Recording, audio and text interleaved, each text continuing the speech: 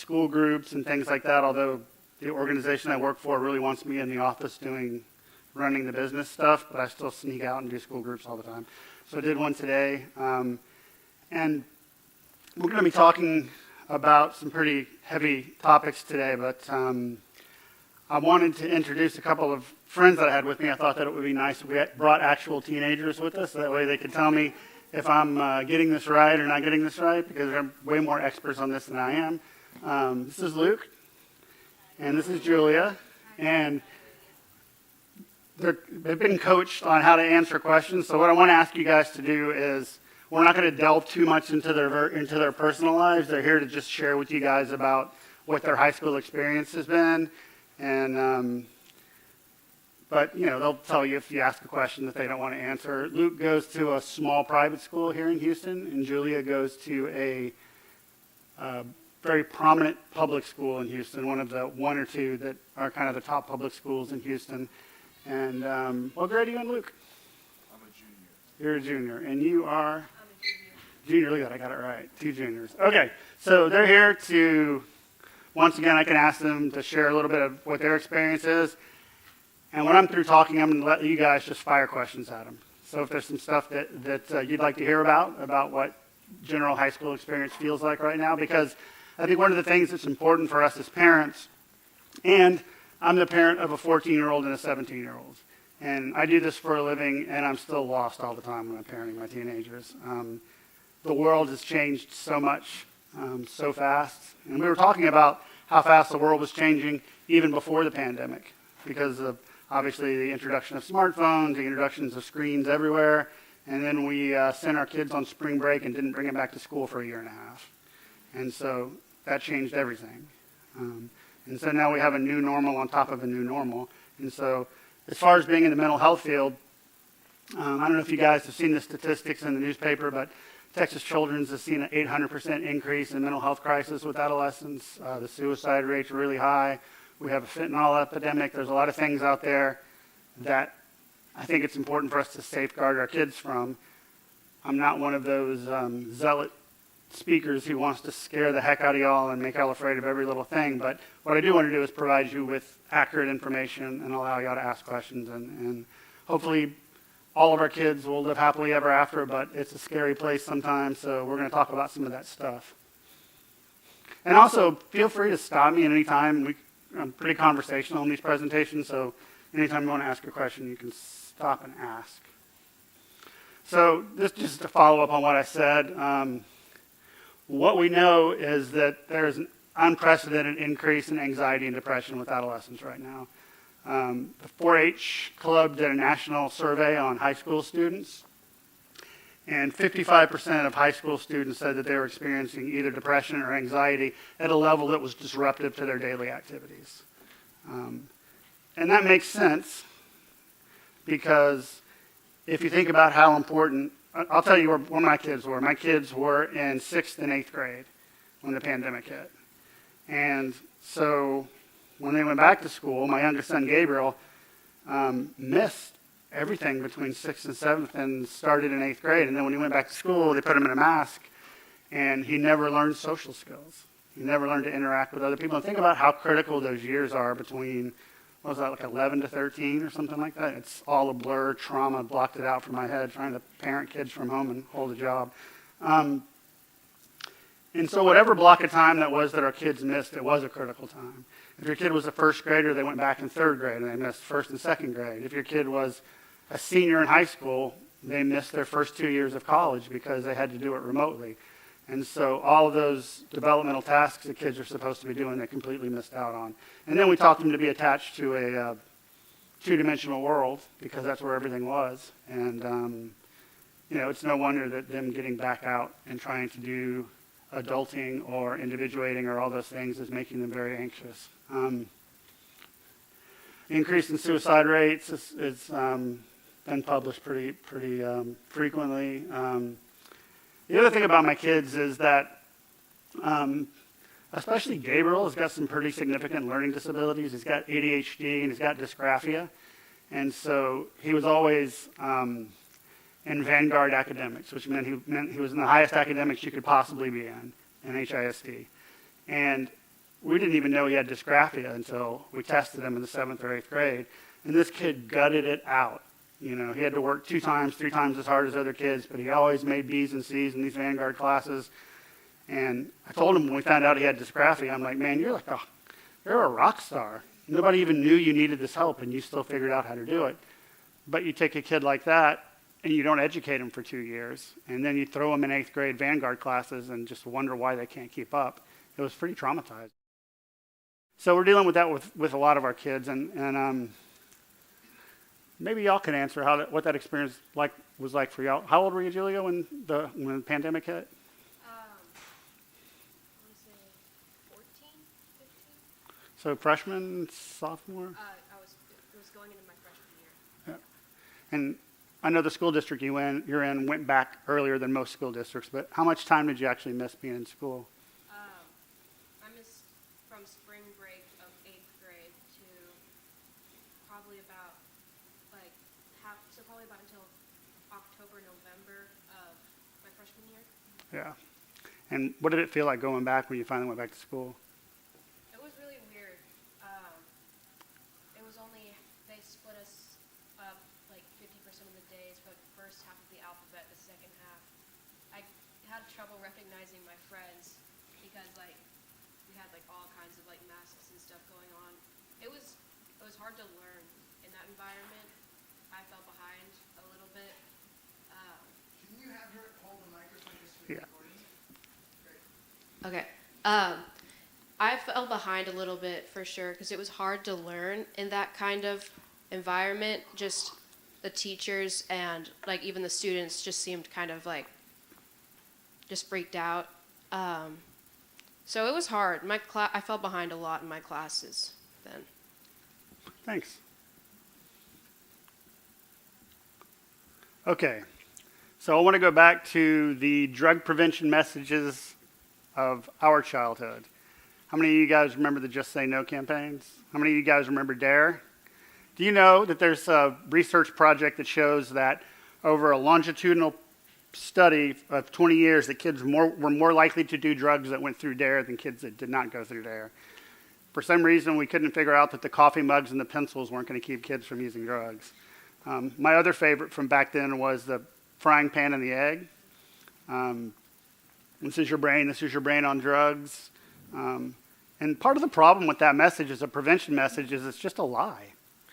Your brain does not fry like an egg in a frying pan when you smoke weed.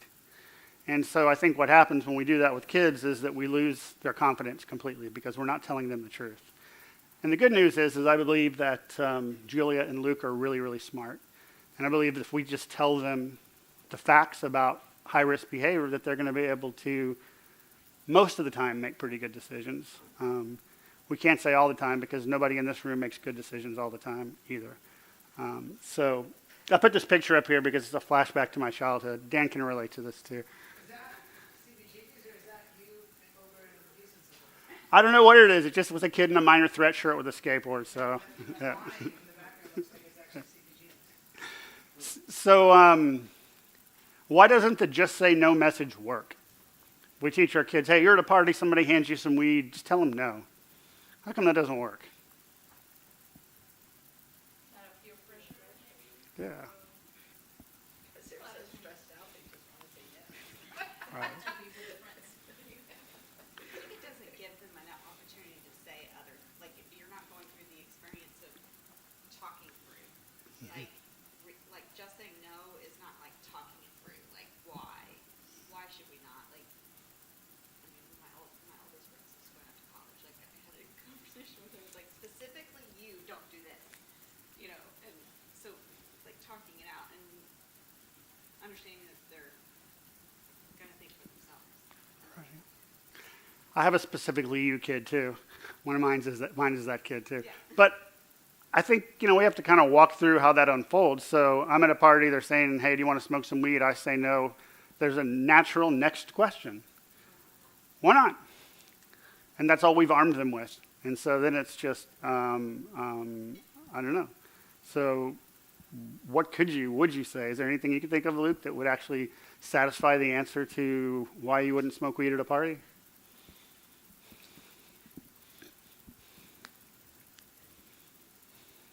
I think that It's a hard question, I know. it is a hard question.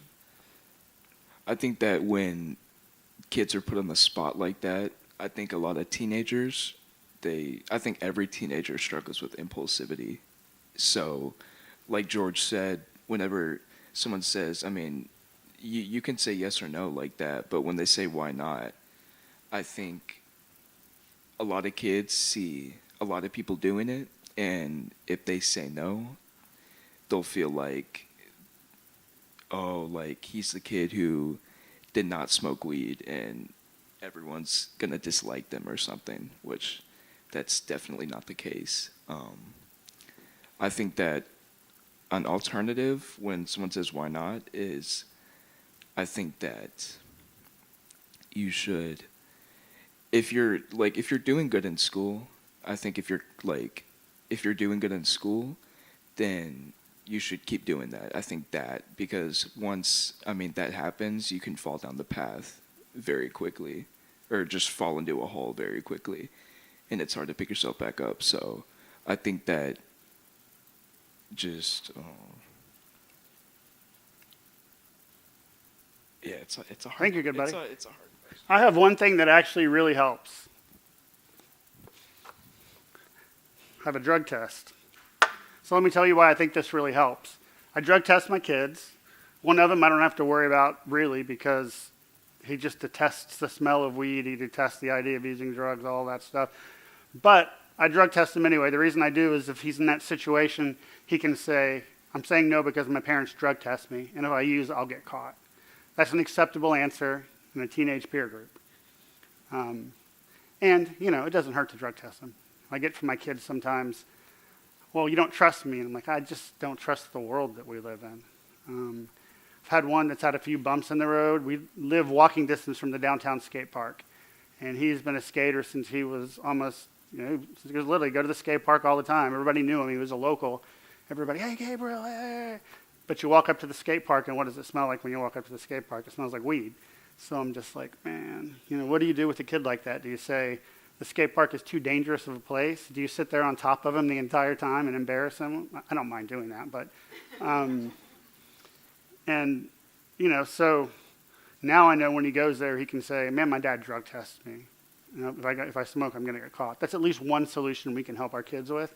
And so I'm encouraging you guys to not be afraid of doing that. In fact, I may drug test him tonight when I get home just because I talked about it. One more thing about this. I think that we kind of misrepresent the fact that teenagers are more susceptible to peer pressure than anybody else, because how many times the stuff like you go to the PTA meeting and they're like doing a bake sale, and usually my response is just tell me how much to write the check for. I don't want to bake cookies. But they say, hey, will you bake 24 cookies? And in your mind you're going, God, I have to work late tomorrow. I've got all these other kids running around. I don't want to bake cookies. And what do you say? Yes, I'm going to bake the cookies. Or some family member calls and wants you to do something you really don't want to do it. You say yes. How many of you guys can relate to saying yes to things that you really want to say no to?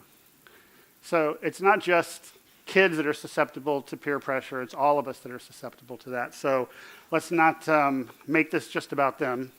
I have a question. Yes, ma'am. For the youth. Mm-hmm. So if you're at a party and a kid, first of all, what percentage of parties do you go to? Just high school parties where there's either alcohol or drug, whether that's weed or something else. And then next question is, so somebody says no, does the whole party go silent and they're basically forced to leave because no one's talking to them anymore? No. I just think that if like a kid sees, and he's like the only one not in that crowd and feels like he may be able to socialize better if he has a drink or he's smoking weed, I feel like it makes them more likely to say yes. And I actually haven't been to a party in 2 years. So. Julia, you want to take that? I also have not been to a party in a year, but I would say since I started high school, 100% of the parties I've been to have had drugs and or alcohol at them. But through my experience, what I've seen is if there is somebody there, like a kid who says no, I mean, the kids I've seen have actually been pretty chill about it. They were like, okay, and then they just kind of move on. There's not as much, people will whisper and talk about that person, but there's not like that much upfront just shame put on them. Is that why y'all haven't gone to parties? You choose not to be in that environment? Yes. For me. So some of you guys were here for Crystal when she did her presentation a couple of months ago. Her and I used to work together. She was the clinical director where I work, and so I stole some of her slides, but I want to talk about them again. So this idea that a teenager's brain has a well-developed accelerator and an underdeveloped brake. So what that really means is the part of our brain, prefrontal cortex, that controls impulse, controls thoughts of, if I do this, this bad thing could happen to me in the future. That part of our brain, or their brains, hasn't developed yet. And so that's what makes them more susceptible to substance use. And what we've discovered about substance use is it actually arrests cognitive and emotional development. So, and we're going to talk about weed here in a little bit because it's probably one of the most important things that we'll talk about today. But even simple things like, if you think about kids in middle school, and this is a kind of scary statistic, but the average age of first use for kids who end up in drug treatment is 12 and a half. So we really can't wait till high school to start thinking about this. We have to start thinking about this in 4th and 5th grade and talking to our kids about it because, they're going to be exposed to it. But if you're in middle school and you're going to ask the boy or the girl to the dance, and your heart's beating out of your chest and your palms are sweaty, and you go ask and the answer is yes, the answer is no, it's really not that relevant. But what's happening is you're learning to manage adult feelings, anxiety. You're pushing through the anxiety and you're starting to realize everything's going to be okay even if this person says yes or no. But if I smoke weed and I go do that, I'm relying on the chemical to walk me through that anxiety experience. And so I'm not learning how to manage my anxiety. So you get a kid that started doing that at 12 or 13 years old, comes in to see somebody like me at 17 or 18 years old, they've missed out on all of that.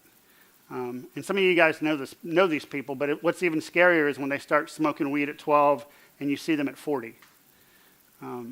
They may be successful in a lot of areas of their life, but if you look at their personal relationships, that's where you see the real damage. So this is what makes it super important for us to really be diligent about our kids and alcohol use and marijuana use. And I know I sound like the drug counselor saying don't let your kids drink or use drugs. And I kind of get into a debate sometimes with parents about, well, if we just let them drink at home and we're supervising it, doesn't that take the kind of mystery away from it? And my office is in the 77024 zip code, which is the highest grossing zip code in the state of Texas. A lot of parents who are really successful, had great college experiences, fraternities, sororities, and they kind of start wanting their kids to have that experience early, so they host keg parties in the neighborhood, that sort of thing. It's insane.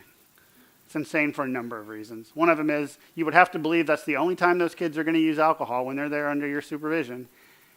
And, I'm just going to keep arguing about this idea of arrested brain development. Alcohol does the same thing. In fact, alcohol is probably a more dangerous, cover your ears, both of you. Alcohol is probably a more dangerous drug than marijuana in a lot of ways, and we'll talk about that in a second. Questions, comments? Yes, ma'am. You're fine. But, so I've been unfortunately hearing a lot of a good friend of mine's stories about her son's parties and events going on. He's a freshman in high school. And so, what are they not supposed to do? Just never go to a party? Because even if you go to the pre-party at someone's house, the parents are doing this. And you're like, oh, they're nice people, I know them. But they're giving or turning a blind eye, or like, there's the liquor called up, and we'll be in the bedroom, like, what do you do? Do you just like tell your kids they can never leave the house? I can tell you what I do. And I'm probably, some of the positions I take are probably the least popular among my kids' friends. But first of all, if I'm dropping my kid off somewhere, I'm going into the house and I'm meeting the parents and I'm seeing what's going on. My youngest son went to a quinceañera the other day, and I dropped him off. This place was giant. There was probably 500 or 600 people there, a live band. It was awesome. But I dropped him off, and about an hour later, I went back. and I just kind of just walked around the party. I was so pleasantly surprised. The kids were all drinking Sprites and Cokes. There was a policeman at the door who was checking everybody when they walked in, telling them if you leave, you can't come back. But I just popped up. And so Gabriel has in the back of his mind that, and he's like, what are you doing here? I'm like, I don't know. Just thought I'd check and say, you having an okay time? You need anything? Just get out of here. Okay, oh well.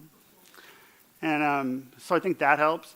But I'm just that parent. I mean, I go to the skate park and introduce myself to all of his friends and just embarrass the heck out of them. I don't freaking care. And I just think that, we want them to individuate, but we live in a world where they require that. And they're going to tell you, you're the worst parent in the world. I can't believe you're doing this. You're embarrassing me. And then we just have to accept that that's our job right now, is that, and you can actually turn it into a game, because embarrassing your teenagers is really fun once you kind of get into the rhythm of it. But we do have to let them out of the house, and we do have to let them try these skills that we're teaching them, and they're not always going to get it right. They're going to make mistakes. 83% of kids are going to drink alcohol before they graduate high school. 51% are going to smoke weed before they graduate high school. I think for us, it's kind of about thinking it through and planning how we're going to react so that when it does happen, we can react proportionate to the situation. What do you think about the idea of telling your kid, well, just hold the drink or just hold the beer? I don't know. I mean, I'd like them to be able to say, I'm not drinking.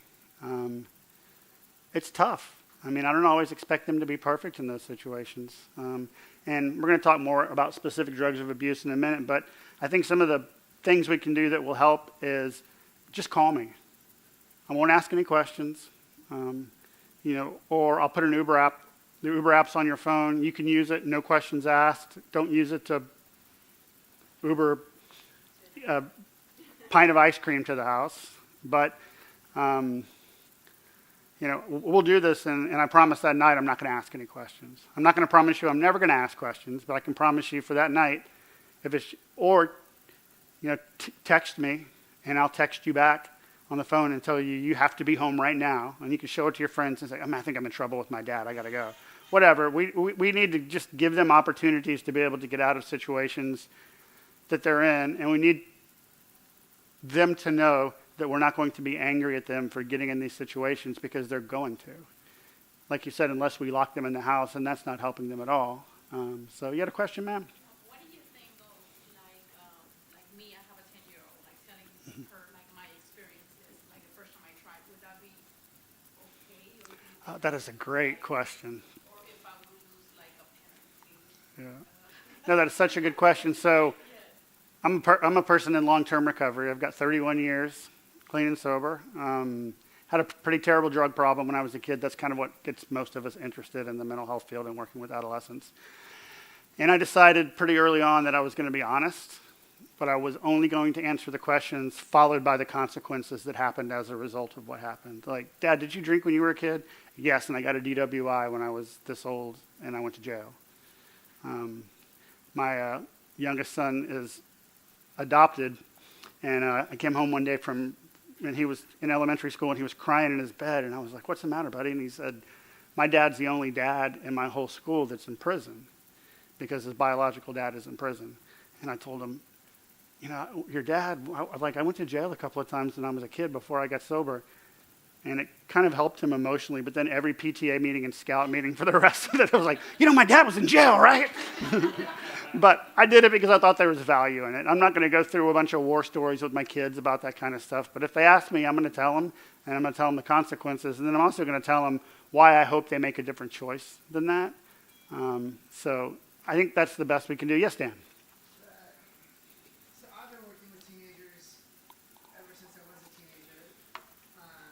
With 51, I have an 8-year-old. And so, and basically we have an 8-year-old teenager. He hangs out with a lot of teenagers. And so he's been exposed to a lot. Like before he was 7, like I would say, you smell that, son? He goes, yeah, what is that? I go, that's marijuana. That's marijuana. It's a drug. I go, what are drugs?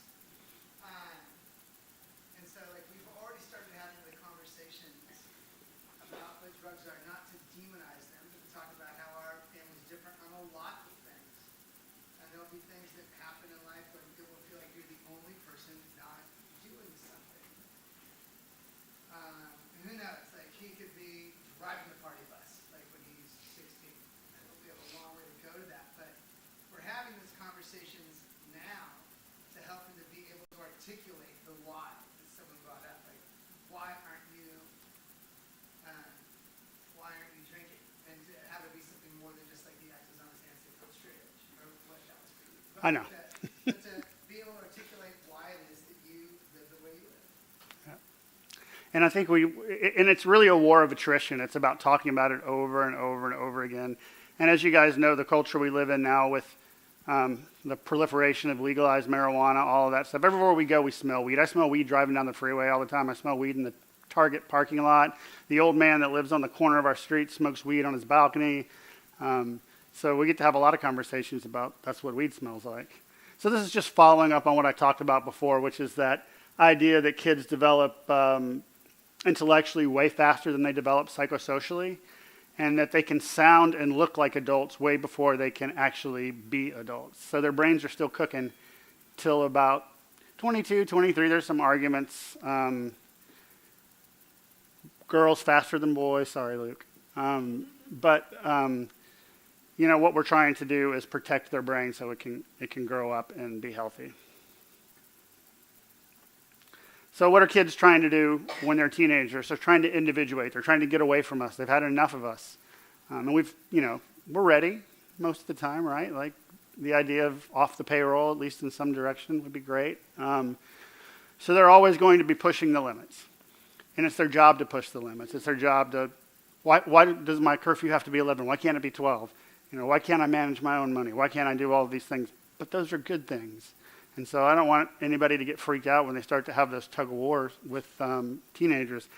And my boy's mom always says when the kids are going, everybody else gets tube and nobody, blah, blah. She said, that's the sound of parenting teenagers. If you're not hearing that sound, you're probably not parenting the teenagers, because it's always about pushing the limits. And, we live in a culture where parents want to be their kids' friends. They want to be liked by their teenagers. And man, that is a slippery slope. And hopefully they've got plenty of friends and they don't need us to like them. But just if you're going into parenting teenagers, I think you just got to expect that tug of war and expect about half the time that's going to be lots of sighs and eye rollings and doors and all of those things. But that's okay. We're just trying to keep them safe while they're trying to do what they're doing. Go ahead. My kid just became a teenager, so when did this individualism start? It starts the moment they start crawling away from us when they're little. Well, I'm waiting, we communicate a lot, so I don't think Yeah. it's kind of bypass some stuff, but I'm waiting for more snark. It's coming. It is, like, Yeah. we're at 14, 15-year-old kid? It just depends on the kid. It really does.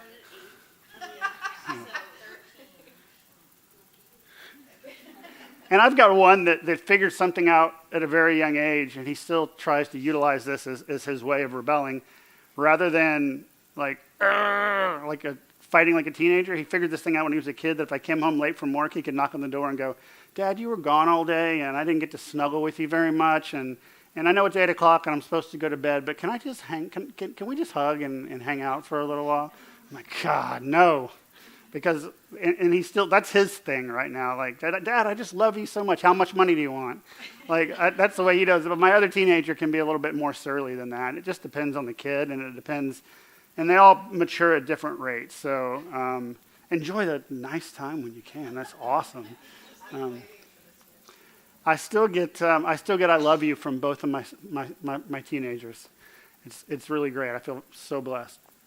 So I want to talk a little bit more about substance use. The other thing that I do in my job is I assess teenagers, usually about 5 or 6 a week now. It used to be about 15 or 20 a week. And it's parents who've picked up the phone and said, hey, we walked into our kid's room, it smelled like weed, we have no idea what to do.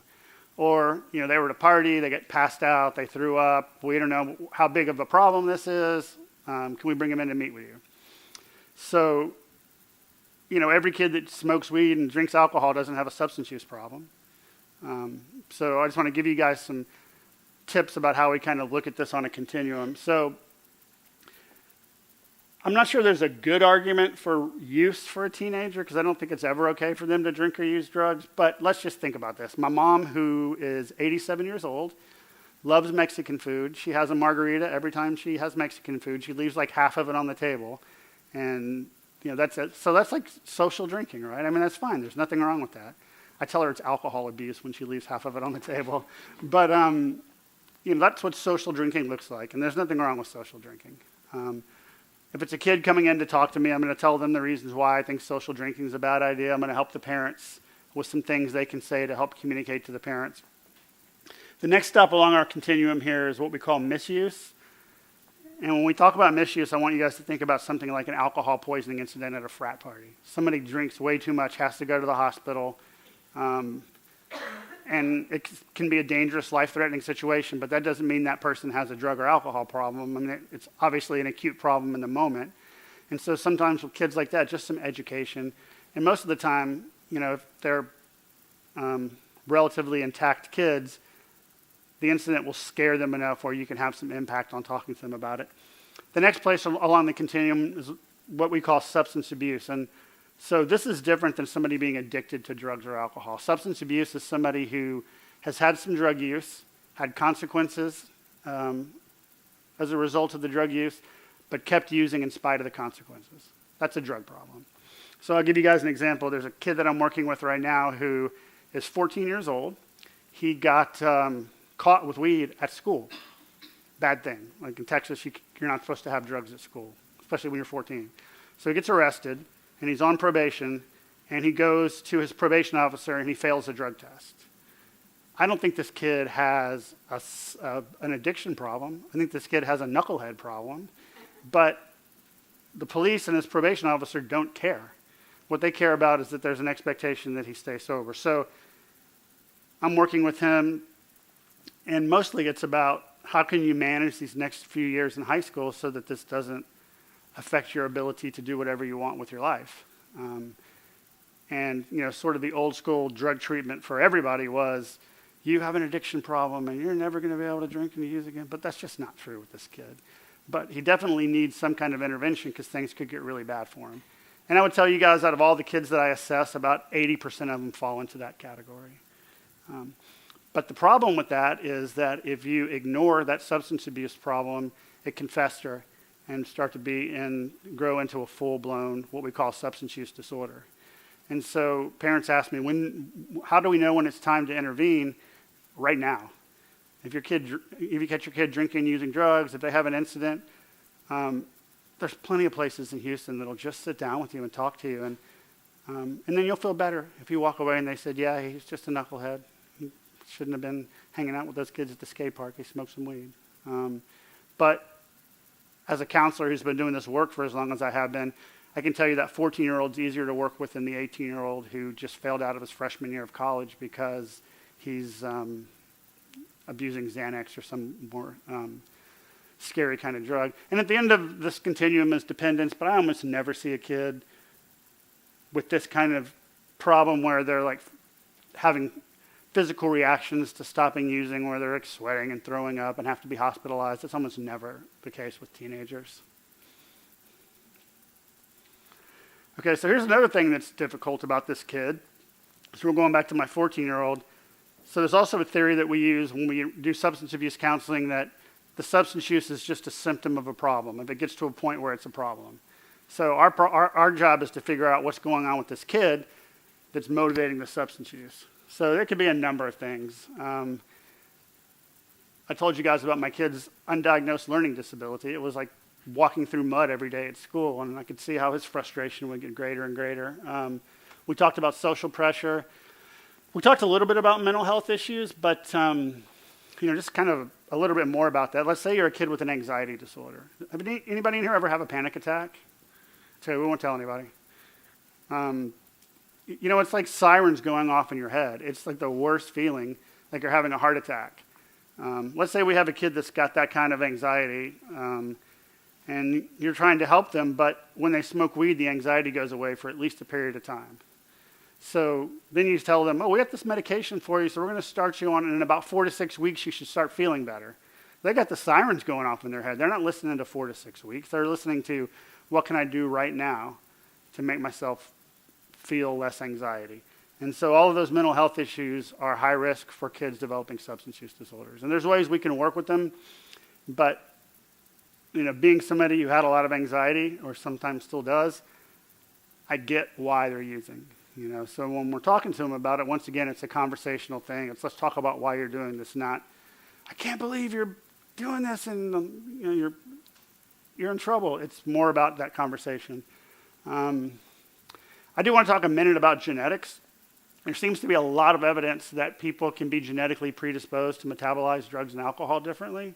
It's kind of like being predisposed for type 2 diabetes. If you're predisposed for type 2 diabetes, it doesn't mean that you're going to get it.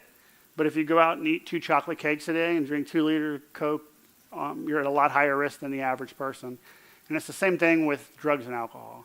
So my dad was an alcoholic. His dad was an alcoholic. And then it's interesting because I was adopted. So genetically, my biological father was an alcoholic, and then I was adopted by a alcoholic dad. So I don't know. I guess we could do the nature and nurture thing. But we do know that people that have immediate family history of substance abuse are about 5 to 6 times more likely to develop a substance use problem. And I talk to my kids about that as well, because the little one, I'm pretending he's still this tall. He's actually this tall now. But he's Native American. And so his genetics are just not great for substance use. Dude, sorry. I mean, you kind of crapped out a little bit genetically on the drinking and using. But if you guys have that history in your family, I encourage you all to start having that conversation early too. That, hey, we may be a little bit different. It's like somebody being allergic to shrimp. Like, you may not be able to tolerate it the way other people do. Yes, ma'am. To hear the teenagers, Mm-hmm. like, pick a circle, which do you think is, in your experience, is most conducive to things you look back on and are like, I don't want to do that? What are those? I guess the question is, which one of those do you think they see the most placing people at risk for using? Exactly. Yeah. Yeah, thank you for rephrasing. That's go ahead, Julia. I would say definitely, in my experience, mental health issues. I know a lot of people who are very anxious or depressed people who don't talk to a therapist or a doctor, don't get any medication, and kind of fall off the tracks. And I took my own little detour, and looking back, I wish that I had expressed more in middle school, like the amount of anxiety and depression I was feeling, because I think taking care of that could have prevented a lot of interesting circumstances. Can I ask a follow-up question to that exact statement right there? You said when you were in middle school, you wish you would have voiced or verbalized that. Can you guess what that would have looked like for you in terms of either word choice or behavior? Or if you could go back and express that, how do you think you would have encouraged your middle school self to express that to your peers? Well, while I was in middle school, the way I was expressing it, I was having a lot of trouble trying to express it. It was just kind of me coming home and like having a breakdown or acting out. And honestly, if I could go back and like talk to my middle school self, I would probably just say it like in the most plain way, like, "Hey, Mom, I think I have depression," or "I think I have an anxiety problem. I think I was trying too hard," and there was a lot more of a simple way to say that. Thanks. I mean, it wasn't until I was in college that I had ever met someone who had anxiety. And so I think a lot of us are not educated about it because we haven't been exposed ourselves. Like this generation of kids coming up is experiencing so many more things than we did. And we haven't done a good job of educating them to express themselves, to know that vocabulary. They don't know that that's called anxiety. Right. I think before we just called it type A. Yeah. Go ahead, Dan. I think when a lot of people, I'm not trying to presuppose what some people would, when people think social pressure, I think a lot of adults would think, well, it's peer pressure. But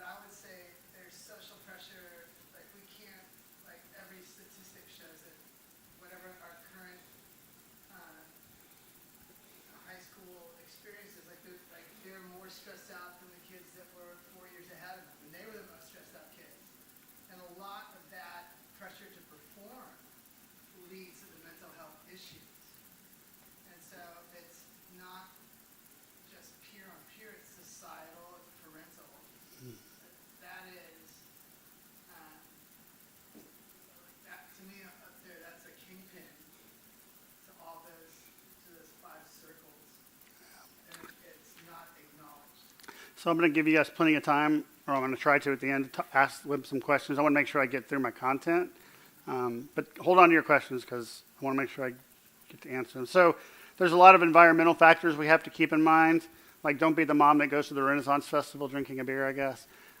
This picture I somehow got in my presentation, and it always looks like she's at the Renaissance Festival. So if dad comes home from work and he's stressed out and he goes and gets a scotch and sits down in his easy chair and drinks a scotch and then goes back and interacts with the family, what message is that communicating to the kid? How do you deal with stress? You drink, right? No problem with social drinking. I'm not saying that. I'm just saying that we always have to remember that our kids are watching what we do. And we're the best example of how to do things like what Julia's talking about. So if I had a stressed out day, maybe I could sit down with my kid and say, hey, I had a pretty stressed day today. I was feeling a lot of anxiety about some stuff. And they're curious. My kids are, at least. And some of that stuff, and having me talk about what's going on emotionally. But my dad was a 2-pack-a-day smoker. He was in Korea. He started smoking when he was 17. And, no matter what you told me about smoking cigarettes, as soon as I was old enough to buy a pack of cigarettes, I wanted to be just like my dad, so I started smoking cigarettes. They're watching us. We can't do what we say, not what we do, that whole thing. It just doesn't work. And it's also about learning how to manage anger, learning how to manage all of those things. Our kids are going to observe how we're managing our lives. Talked a little bit about that. So one more just quick thing about the kids that come in to see me. It's almost never the kid that's motivated for change. And sometimes parents will call and say, well, we were going to bring him in, but he really doesn't want to come, or she really doesn't want to come. How do we get them to come? Like, I don't know. Do they have a cell phone and a television and a car? And get them to come. So, and then the other $1 million question for kids when they come see me is, why should they stop using? If this kid comes in, even though he's on probation, his prefrontal lobe is not developed, he can't even imagine that he would ever really go to jail, because that happens to other people, not to this 14-year-old. And then you ask him, shouldn't you stop using? And he's like, why? Like, well, because you're going to go to jail. No, I got it under this. I'm not going to get caught this time. I've got it all figured out this time. And so it's just examples of sort of the faulty logic that you see with adolescents as far as brain development goes. I'm going to do that. I stole this from Young Life. I don't know why I keep saying I stole things, but it's the most, I think, on-point statement about helping support teenagers that I've ever heard. It's earning the right to be listened to, which means I'm going to do what I say I'm going to do. I'm going to consistently, as I can, enforce what I say I'm going to enforce. I'm not going to be the parent who says, if I ever catch you drinking, I'm going to ground you. And then you catch them drinking and you go, okay, the next time this happens. And I know it's really easy when you get angry, like me, to say, you're grounded for the next 450 years. And I've said stuff like that, and I've had to go back and I have to say, like, well, I really meant the next 4 days. But even though they bucket and even though, like, you can get into some conflict, kids appreciate us being consistent. And I think that talking through some of that stuff ahead of time, like, if these things happen, there's going to be consequences, both positive and negative. Getting those agreed to when things are pretty neutral makes the situations when things are tense a lot easier. So I don't even have to have a conversation with my oldest son. He knows if his grades drop below 85, he does not get a cell phone at all. So he has to give me a cell phone until his grades, he's got like a 140 plus IQ. So if it's any kind of problem with academics, it's just because he decided to not do it. So he just comes in, if the report card comes out, he just comes in and gives me his phone because he already knows, like, that's what's going to happen. The car is a harder thing because the car actually helps me. So I have a hard time taking the car away from him.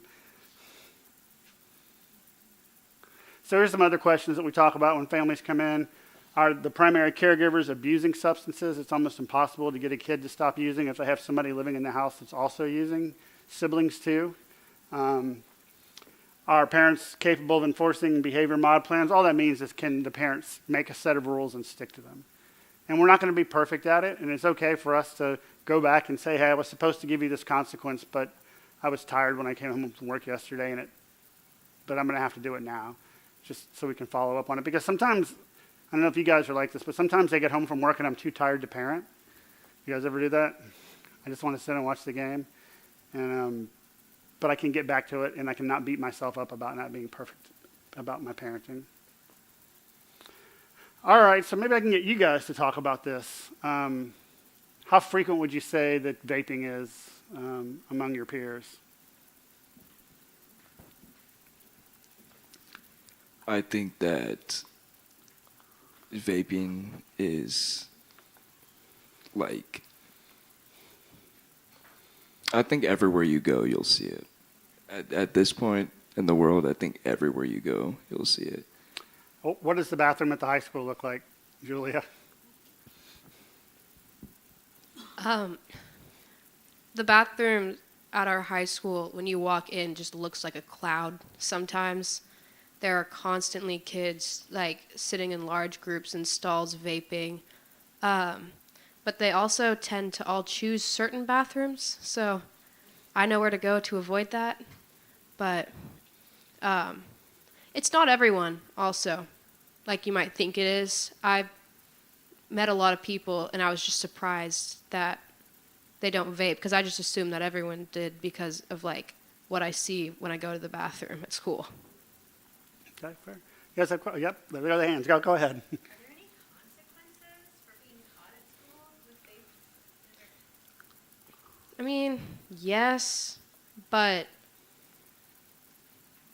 there are consequences, but they're not often given. You know, it's more like, oh, like, here's a warning, like, don't do this, and then they take it, and then, you know, they catch you 4 more times, then, you know, they'll give you a detention or something. Our school's not great about that. But I'll make this comment because I'm on so many school campuses. As much as I see nicotine use on school campuses, if the school decided that that was going to be in the forefront and they were going to focus on that, they wouldn't be focusing on anything else. It is so, just walking through high schools, just the disposable vapes all over the ground, everything. I mean, it really has, I mean, I guess epidemic's the right word, but I mean, it's so frequent that it's difficult for the faculty to always enforce consequences for it. At the facilities that I run, I have a policy: if I see it, I take it. If I take it, I destroy it. And but I can't get into like checking everybody's backpack and emptying your pockets and all that stuff, because I would be doing that all day long. You wanted to say something, Luke? I think that a lot of teenagers are really like smart and slick, I guess you could say. So you wouldn't even know they were vaping. I mean, they could be vaping right now, but you would really never know, because once they have like something that they know isn't allowed, they're going to do their best to hide it. And nowadays there's a bunch of like, nowadays I think nicotine is one of the most easy,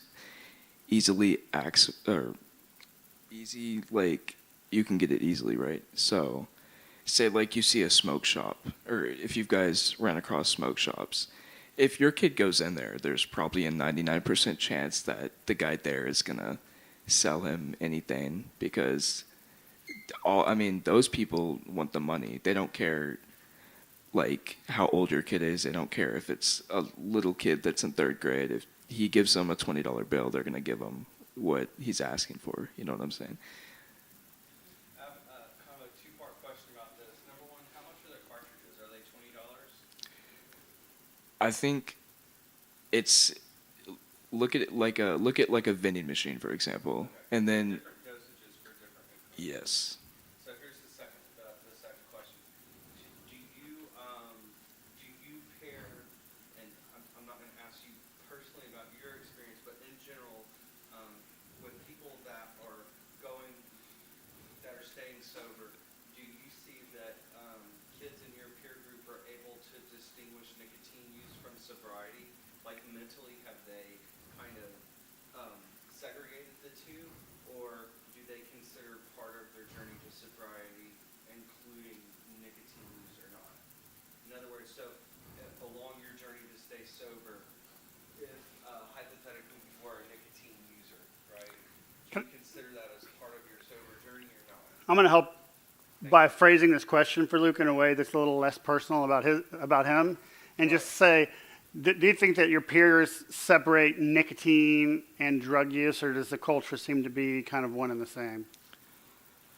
I think people separate it, but I think like I said earlier, I think teenagers are so impulsive, so anything they do, they can just get hooked on that quick. So I think it could be nicotine and drugs, or it can be neither. I think whatever your teenage kid can get their hands on, they're gonna do whatever. I'm going to go ahead and move on to the next thing, Luke, but thank you. And also, you can know if your kids are using nicotine because you can drug test them, and they have tests for nicotine too. Are those online? The test, yeah. Can I have a question? Yes, sir. What is the age the teenagers start using nicotine? 13? I mean, like I said, the average age of first use for kids that end up in treatment is 12 for drugs, and usually the nicotine use is a precursor to the substance use. I don't care what anybody says. What I've seen, at least, anecdotally, is that the nicotine use tends to be a precursor to other drugs. And so I would start looking for it in peer groups around 11, 12 years old. I think, especially with the accessibility, because even if an 11-year-old can't walk into a smoke shop and buy it, their 15-year-old brother certainly can. And so the accessibility is just there. Just quickly about alcohol. Alcohol is the most frequent drug of abuse. There was a study done by the Texas Commission on Alcohol and Drug Abuse. 4,000 students surveyed. They were all high school seniors. This is how frequently they reported driving after drinking. 2,400 sometime in the last 2 weeks, 1,300 after 3 or more drinks. So I actually had to go back and look at the research on this because it just didn't seem real. Particularly since we have Uber, particularly since we have all of these ways for kids to not have to drive after drinking. I do think that high school seniors are a very particular population because they're getting ready to launch to college, they're 18 years old, but alcohol abuse, drinking and driving is still a huge issue for teenagers because, we can all make decisions about how stupid it would be to go get behind the wheel of our car and drive, but the chemical we put in our body arrests that part of our brain that keeps us from being able to make that decision. And these guys, unfortunately, are growing that part of their brain, but they haven't completely grown that part of their brain yet. So if you pour alcohol on top of that, they're going to make even more impulsive decisions.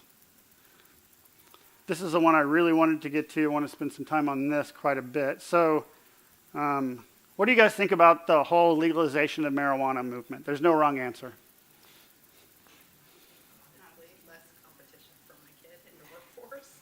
I know that's harsh, but I really do. I think it's an insane idea, and the basis of it is anxiety. I mean, I think that's really what society should be treating. Other opinions? It's okay to have a... Go ahead. I don't have a problem with it at all. I have a problem with it for my kid, but the way that I feel about marijuana versus alcohol, I personally think that alcohol is 100 times worse than marijuana. My kid knows how I feel about it, but he also knows that I'm not okay with him drinking. I'm definitely not okay with him using marijuana. And I've told him, when you're 20, preferably 23 years old, like, fine.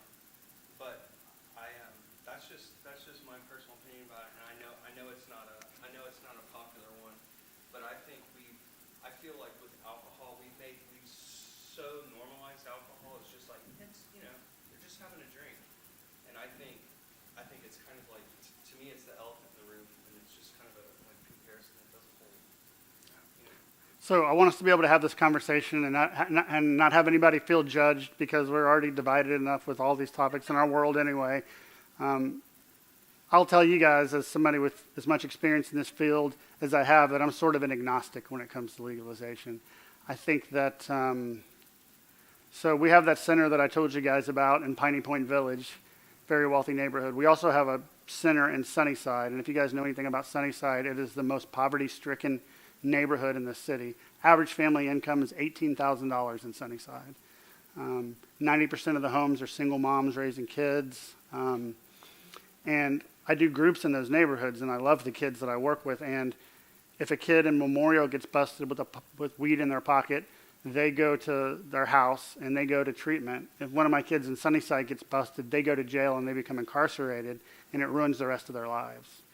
And so, in the small sense of, is this legalization or not legalization issue right or wrong, there's the immediate issue of, I don't want my kid exposed to marijuana, but there's the bigger issue of, how fair is it to ruin somebody's life because of something we know that 51% of kids are probably going to do at some point. And obviously, you guys, y'all know I'm not walking down the street handing out joints to every kid I see. That's not what I'm doing. But I'm talking about dealing with it in a way that works, because the way that we've handled drugs in our culture over the last 75 years is an abject failure.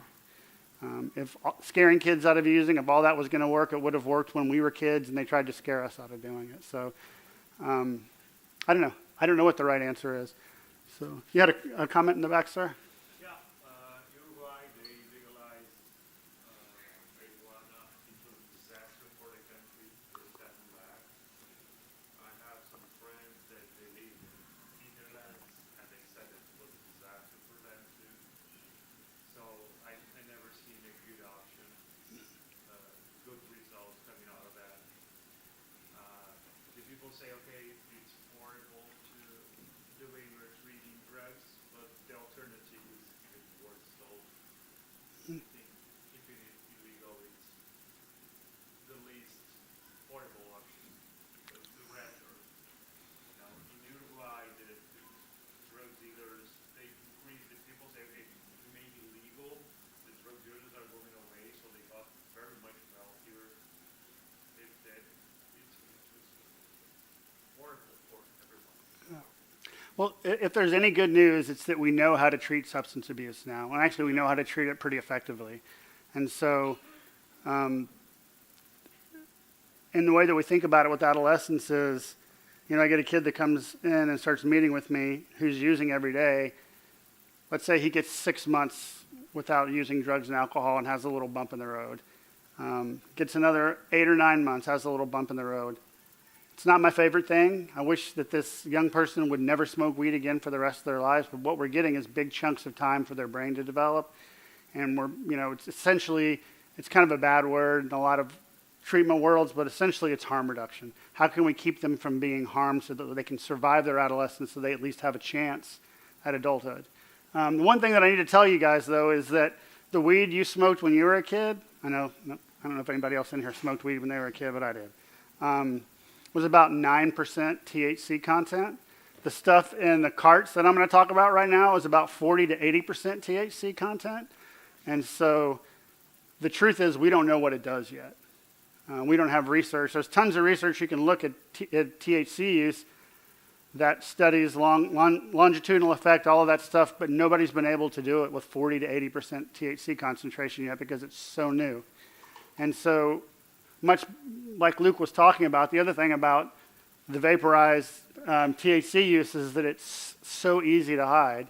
You just take one hit off of it, right? I mean, you don't have to sit and smoke a joint and the smell and all that stuff. You can just take a hit off of it. And if it's 80% THC, I'm looking at y'all like y'all are the experts on this, then it doesn't create the same attention. And, it's almost never assess kids anymore that smoke weed, that actually roll up weed in a joint and smoke it. It's almost always through a vaporizer, through a cart. So I think that's even more of a reason why we really need to be pretty strict with our kids around, there's no amount of marijuana use that's going to be okay with me. Yes, ma'am. Are these carts, so it's essentially like a nicotine vape, but it's THC. Right. So how are they, 'cause if THC isn't technically legal in the state of Texas, is this, are they getting these things? Is this? Well, there's many ways that kids are getting these. Number one, it's legal in other states. So if you go to Colorado and you just throw a big box of it in the back of your car and drive to Texas, then it's here. You can also order it off the internet. I've had kids that are sophisticated enough to get their own P.O. boxes, have it delivered so they don't get caught. It's just so accessible. And it's decriminalized in Houston now. So if you get caught with marijuana, you really kind of just get a ticket. And I think that's encouraged more open use. It's more readily available, I think, than it ever has been. Much like the nicotine vapes in the bathroom, I think that if I go walk in a bathroom at a school where I'm doing a group, more often than not, there's kids in there smoking a cart. I don't even think it's smoking it. It's actually just hitting it. What about the cross and contamination with fentanyl? Yeah. We're going to talk about fentanyl in just a second. That's the next topic, actually. Yes, ma'am. What about edibles? Yeah. I mean, I see them sometimes, and certainly the danger in them is they look like regular candy or cookies or stuff like that, but I just don't see them as frequently as I see kids using carts. And I guess maybe the carts are just easier access. I think the edibles I see more with adults that I've worked with. And I'm probably not answering your specific question, but They're at my child's school, so yeah. wondering, like, are they more or less potent or? Well, I think the THC content is just as concentrated, so they're very high concentrated THC products. So, any thoughts on that? How frequently do you guys see edibles floating around your school? I don't. I almost never do. Do you see carts? Yes. Okay. Any comment on that, Luke? I think that nowadays they're so accessible that if your kid sees someone like just standing in front of a convenience store, he can go up to him and literally just give him a $20 bill and he'll just pull some stuff out of his pocket. And the sad thing about that is no one, like the cars, for example, no one really knows. Like George said, there's not a lot of research on them, and it's so new that you don't even know what's in it anymore. And I mean, one hit could cause like immediate death. So, I mean, and it's the most accessible thing. You can get it anywhere, probably. Thanks, Luke. So I do want to talk about fentanyl because one of the disservices that the news has done to us over the years is that everything is a crisis, right? Every time there's a new drug trend, it's the latest thing that's going to kill our kids. And we've cried wolf on so many things that now that we actually have a wolf, people aren't paying as much of attention to it. But I bet both of these guys know kids that have died from fentanyl overdoses. And, the crisis is real. And what's happening a lot is that people are making pressed pills in garages and warehouses. So if your kid's buying a pill that they think is a Xanax or a hydrocodone or something like that, 90% chance it was made in somebody's garage in a homemade pill press. And oftentimes it's kind of sprinkled with fentanyl. And the problem with fentanyl is that fentanyl sticks to fentanyl. So if you're trying to spread it around equally in this thing of pressed pills, one pill may not get any fentanyl, one pill may get all of the fentanyl. And so it's such a high risk right now that I actually have something I'm going to give you guys today. I have a couple of cases of Narcan, and I want all of you guys to take one of these home with you. I'm going to tell you about it. There's 2 in each box, so I just want you guys to grab one and then let somebody else have the other one in the box. I'm going to pass them around in a second. But even if it's not your kid, you guys go to soccer games, you go to school dances, you have the kid that lives down the street, and Narcan will reverse a fentanyl overdose for about 30 or 45 minutes, long enough to get them to the hospital. 4 sprays in the nostril. That's all it takes. And you can drink Narcan. It doesn't have any effect on you. You're not going to poison somebody with it. If you're not having an overdose to opioids, it's not going to cause you any harm. But what it will do is it'll block the opioid receptors in your brain long enough to get you to the hospital. So our organization is part of the harm reduction movement in Houston, and I'm giving it to anybody I can. I put it in my kids' Boy Scouts first aid kits. Went down to the homeless shelter at the end of my block. I gave them a big case of it. Just, somebody in this room and somebody we know is going to come across somebody overdosing on fentanyl. So, yes, sir. So 2 questions. One, why is fentanyl an additive in these drugs to begin with? And number 2, how do you a great question. So I think that it is sprinkled into these drugs because you kind of get more bang for your buck. And so it's a highly addictive opioid. And so I think it makes people feel a lot higher, and it makes people addicted to drugs a lot faster. And as business people, it's the same reason that they made candy cigarettes when we were kids, right? A fentanyl overdose, you come up on somebody, they're non-responsive, they're having a hard time breathing, it's slowing down their respiratory system, they're making a noise, it's almost like a slight snoring noise. The first thing that happens is your respiratory system shuts down, so they're going to have trouble breathing. And like I said, because it's so safe, even if you sprayed up their nose and they were just taking a nap, they would still be okay. But you have to be kind of careful, though, because when you revive somebody, they're coming out of unconsciousness, and so they're going to be a little bit flipped out. But it's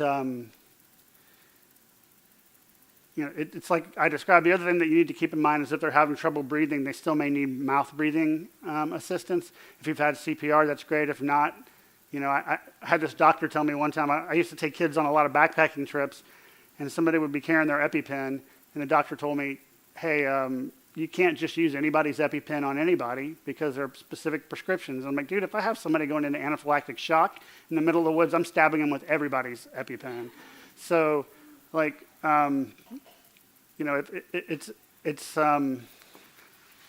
even if you're just a little bit afraid that somebody might be having an opioid overdose, use it. That's what it's for. Yes, ma'am. So I've also heard that fentanyl, by touch, you can be affected. Yeah. So the mouth to mouth, maybe you would want to use a protective.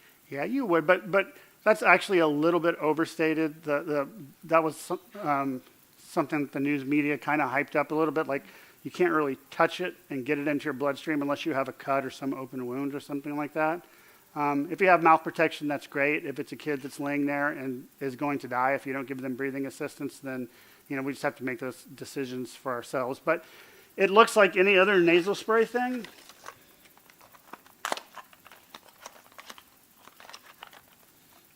I'm not going to take it out of the package because I don't want to waste it. But if you use nasal spray for your allergies, it's exactly the same thing. So take one, keep it with you. You never know. They say that they're good for about a year. They also say not to store them anywhere that's warm and that sort of thing. But we're in Houston. What are you going to do? I would rather have one that was a little weakened that I had with me than come across a situation where I needed one and didn't have it with me. And so, yes, sir. What's the penny shot? Is that just grains of fentanyl? That's exactly what it is. It's just a demonstration of how much fentanyl, how little amount of fentanyl it takes for a fentanyl overdose.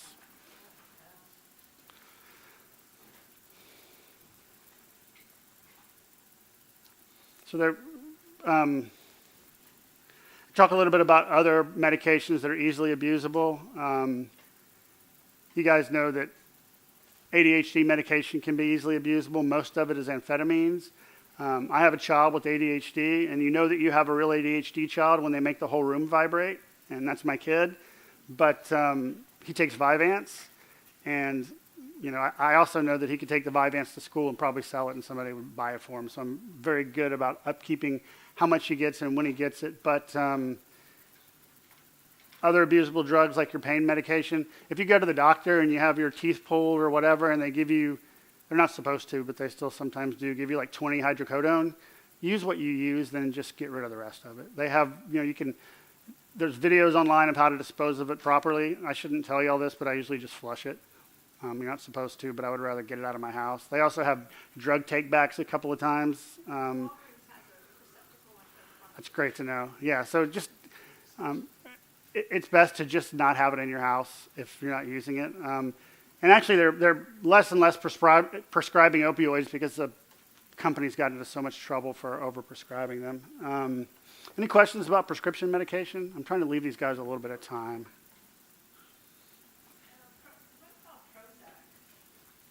As far as abusability, you really don't get high from Prozac. It's in a drug class called SSRI, which is an antidepressant, and they're really not abusable drugs.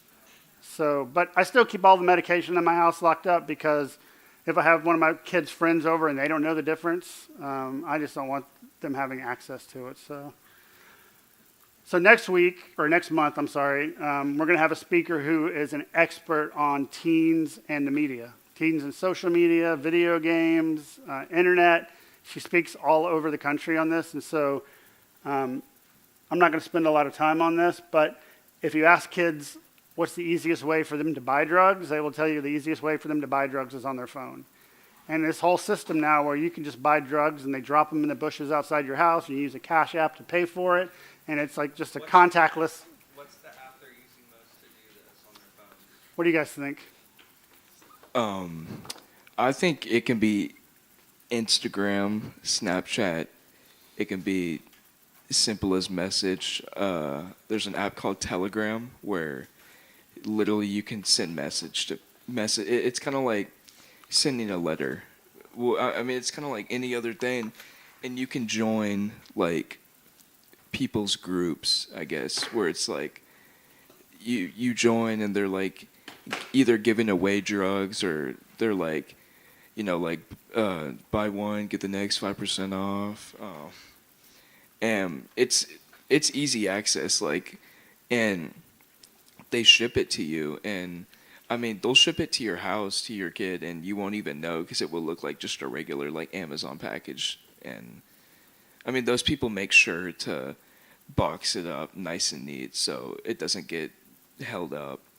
So I mean I think it can be any social media platform.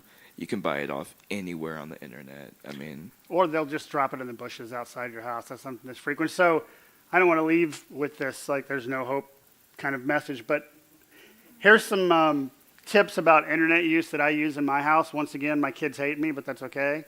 My kids don't get screens in their bedrooms. No TVs, no computers, no cell phones in the bedroom.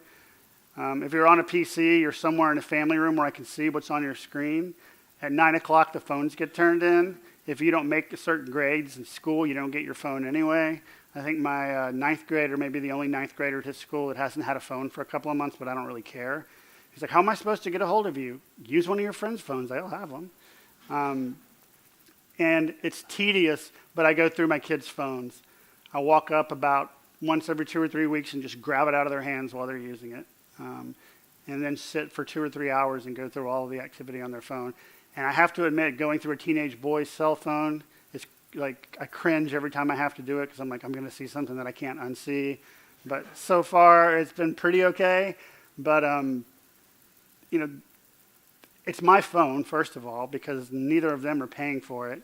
And when it comes to stuff like that, I don't believe teenagers have the right to privacy. I just don't. There's too much dangerous stuff that happens on the internet, and if you don't want me seeing what you're doing, you probably shouldn't be doing it anyway. You can get the spy software, and some of it works pretty well, but they're smarter than us, so I'll always figure out a way around it. The thing that's worked best for me, like I said, is just walking up and grabbing it.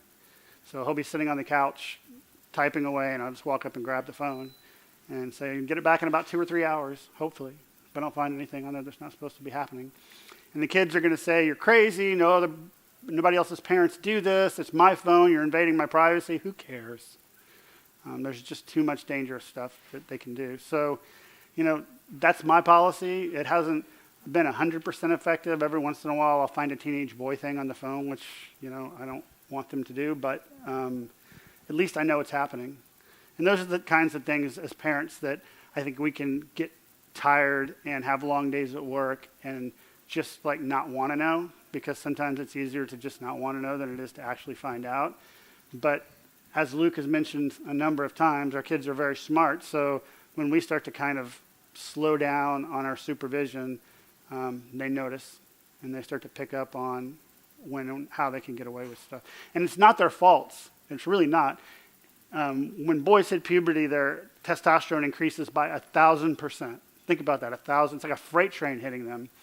And when we were kids, we could go into our friends' houses, and their dad might have a Playboy or something like that. Kids can get into some really disturbing things very quickly on the internet, not just pornography, but around drugs and alcohol, around violence, around a lot of things. And so I think it's up to us as best we can to try to protect them from that. And they don't have to have a phone. They can have a flip phone. If they can't manage the phone, and I give them an opportunity to manage the phone, but if they prove they can't manage the phone, then why should I keep giving them a phone that they can't manage? So then they're the only kid in school with the 2002 flip phone that can only text and call, and I'm perfectly okay with that. So, any questions? Yes, ma'am. One, since the big bubble causing maybe a lot of the social to addictive drug and alcohol abuse is anxiety, what is your thought on the SSR, what did you say? SSRIs? SSRI, if it's not like an addictive, it doesn't sound like it was an addictive or causing a high, giving that to kids who are showing anxiety. Yeah, I think the very best thing to do is get them in front of a competent professional, a doctor, a psychologist, somebody who can assess that. Because even if it's just for a brief period of time to get them over the hump, they're safe medications. You can look up stuff and see stuff on the internet that scares the heck out of you about any medication you take. But there's so many generations of SSRIs that have got peer-reviewed research. They're very safe. And having a professional assess that for you. And, the first thing we're going to do as clinicians is try to give people some skills that they can manage themselves. But if you're that person with the siren going off in your head, you're not going to want to listen to me talk to you about breathing exercises. It almost sounds like I'm not listening to you. So the great thing about this city is we've got a lot of really good people to work with adolescents. The organization I work for, Teen and Family Services, does free assessments for any family in Houston. If you don't know what's going on with your kid, you're just kind of scratching your head, you can always bring them in to talk to a therapist, and we'll just kind of give you a little bit of direction. But if you trust the doctor who assessed your kid and they prescribe a medication, I would feel comfortable giving it to him. I give my kid with ADD medicine for his ADD. If not, I think that I would be getting a lot of calls from the school all the time. Does he ever slow down? No, not really. It's like that all the time. Other questions? Yes, sir. A question and a follow-up on you, because I was thinking of that Venn diagram as well. And with all of this, I think about not the what's the root cause? What's the catalyst for use?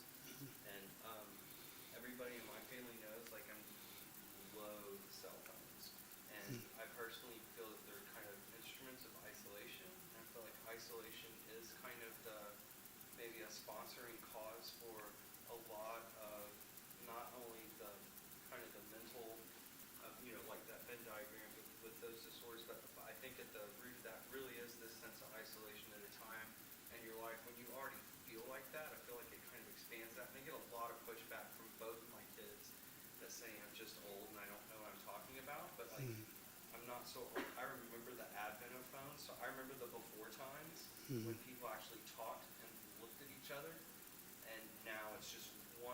It's just my kids have heard me use the term, the Skinner box, said dopamine into the phone over and over again. And I don't think that kids really, I don't think they know anything other than that. So is there a way to I guess, appeal to that and make that argument to your kid to try to not be like the bad guy that's trying to push them away from the phone, but rather I'm trying to reintroduce you to what it's like to be a socially active entity instead of just somebody that clicks the thing. Well, I think you're probably going to always be the bad guy in this, but I think you also shouldn't care about that. So I do wilderness trips with kids, or I used to a few times a year, where we'd take them up to Colorado, do backpacking, and they would say, hey, can we bring our phones? Yeah, bring them. Plug it into the rock and charge it, it'll be great. But we get up where there's no phone signal, and you can watch kids go through the electronic detox. And by the time we come back, there's this calmness, but when we start getting closer to where they can charge their cell phones and reconnect with the world, their anxiety level starts going back up. And it's observable. And I always think about this quote from one of my favorite books. It talks about growing up and how we know we're adults. And one of the lines in it is, one day we realize that nobody's watching. That's how we know we're grown-ups. Because we're not walking out there, we're worried about what we're wearing and what people are going to think about us. But we've created a two-dimensional world where someone's always watching. Think about social media profiles, things like that. We're teaching our kids to not individuate or not grow up from that idea that they're constantly on stage. And I think it hinders adult development so much. And so, like I said, I'm just the dad that doesn't care.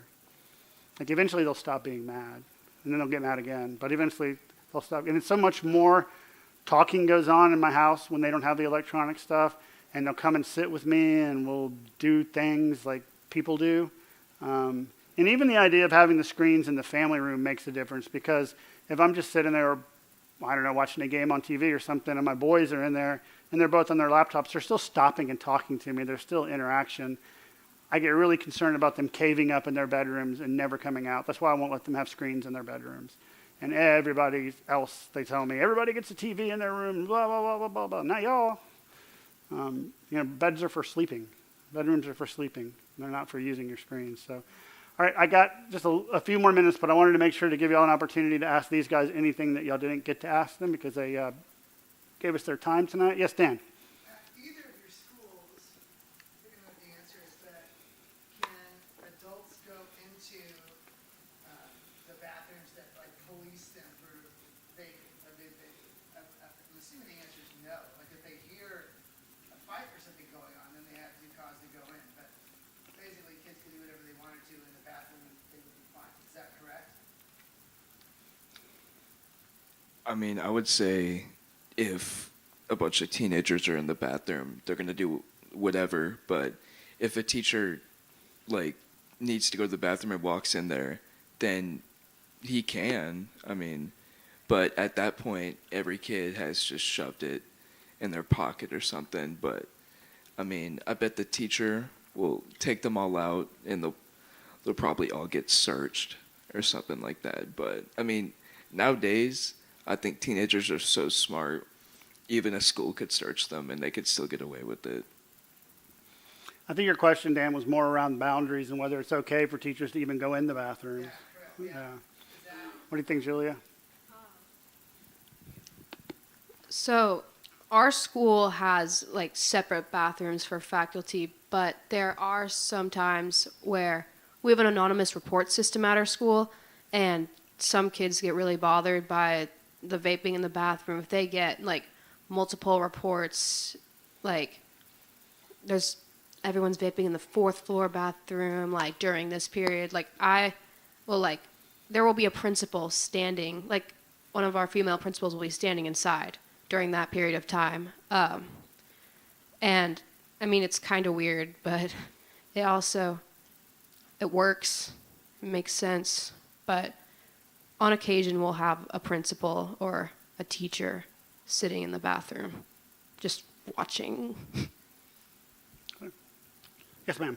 How prevalent are pills in high school, where you see people just having them in their pocket and saying, "Here, take this"? How prevalent is it? Definitely for freshman and sophomore year, I would say. I almost never saw that, really.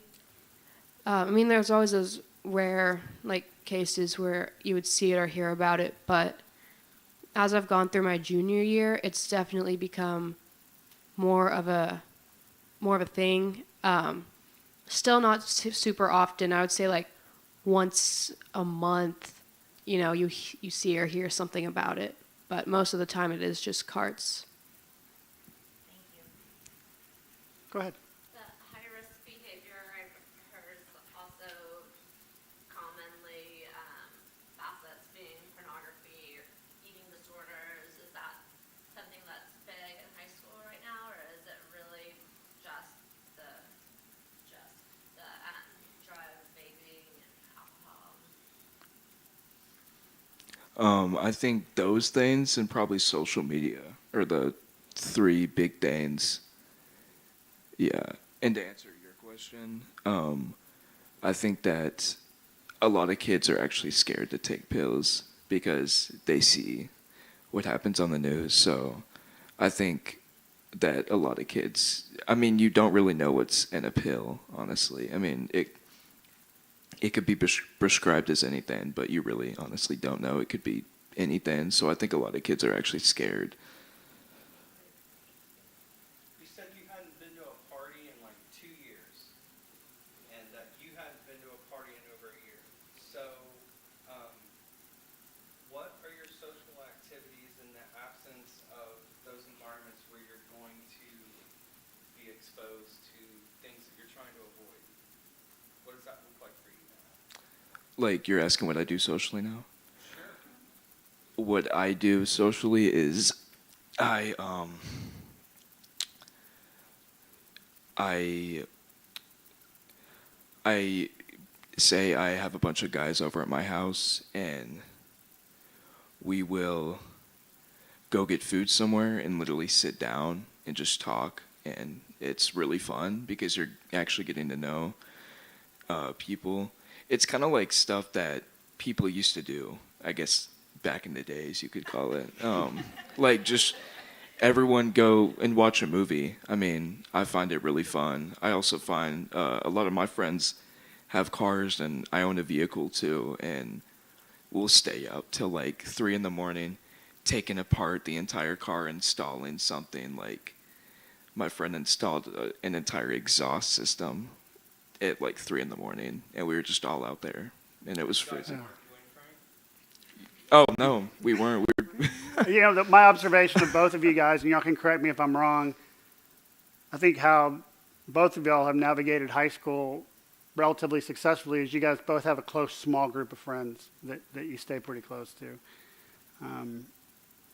Maybe 10, 15 kids that are kind of in your group of really close friends, and you guys just kind of do your things together rather than going to the big social events. Is that pretty accurate for both of you guys? That's very accurate.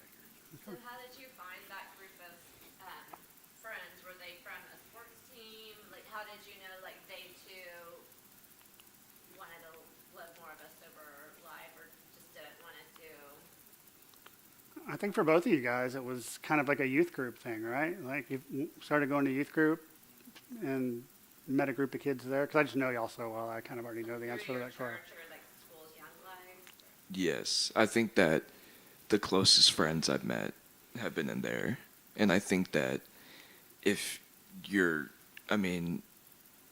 like teenage child has friends, and I mean, if you know that they all use drugs together, I think that that's a lot of things that people have in common, but whenever someone stops doing that, there's not a lot in common anymore.